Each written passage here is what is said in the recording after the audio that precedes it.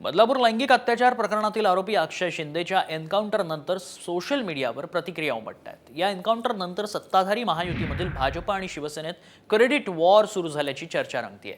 Social मीडियावर देवाचा न्याय ट्रेंडिंग असल्याचं पाहायला मिळतंय।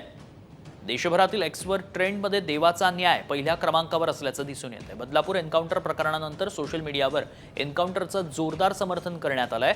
तसंच गृहमंत्री देवेंद्र फडणवीस यांच्या समर्थनार्थ सोशल मीडियावर हजारो पोस्ट केल्या जात आहेत। तर दुसरीकडे शिवसेना खासदार नरेश म्हस्केंच्या ट्विटची चर्चा रंगतीये। चिमुकल्यांना न्याय देणारा असा हा धर्मवीर असं ट्विट म्हस्केंनी केलंय। एकनाथराव शिंदे साहेबांना मागे ते उरणचं प्रकरण घडलं शिंदेपुरीचं, तेव्हा विनंती केली होती की आता दाऊद शेखला कोर्टात नेऊ नका। कोर्टात नेता नेता त्याचा एन्काउंटर कारण ठोका जागेवर, पण माझं ते स्वप्न अपूर्ण राहिलं। दाऊद शेखला ठोकला नाही।